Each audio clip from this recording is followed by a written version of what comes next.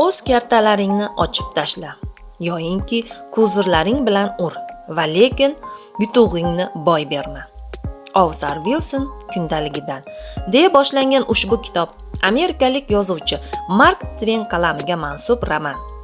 Ilk bor 1893 va 94-yillarda The Country Magazine jurnalida chop etilgan. Kitob holatida esa 1894-yilda nashr qilingan. Asar bir necha tillarga, jumladan o'zbek tiliga ham tarjima qilingan.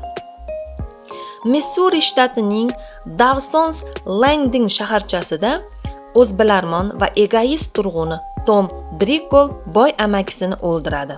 Hamma qotilliklar italiyalik aka-uka Gappellorlardan gumonsiraydi. Shaharga ko'chib kelgan David Wilson barmoq izlarini o'rganishga qiziqadi. O'sha paytda jinoyatlarni barmoq izlari yordamida yechish keng tarqalmagan bo'ladi. Shuning uchun ham shahar aholisi Wilson vaqtini behuda narsaga sarflaydi deb unga Ovsar laqabini berishadi. Sudda Wilson barmoq izlari yordamida qotillikni Tom amalga oshirganligini dalillab beradi.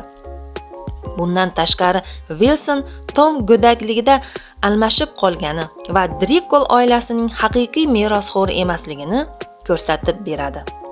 Romanda Missigurdagi irqchilik tasvirlangan. Hatto qonida qora tanlilar qoni bo'lganlar ham tahqirlangan.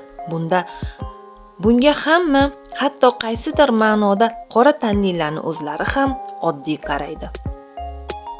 Ovsar Wilson asarida yaxshilik ham yolg'on asosida qilinmasligi kerakligi, insonning mehnati oqibatda albatta bir kuni foyda keltirishini, yolg'on baribir fosh bo'lishini ochib bergan. Asarni o'qish davomida siz uning ichiga sho'ng'ib ketasiz va xuddiki o'zingizni qahramonlar bilan birgadek ularning shundoqqina ko'rib turgandek his qilasiz. Asarni yakunlangandan keyin esa siz adibning ijodiga bo'lgan qiziqishingiz yanada ortadi. Demak, siz ushbu asarni olib o'qing va sizdek kitobxonlar uchun o'qish uchun tavsiya etamiz.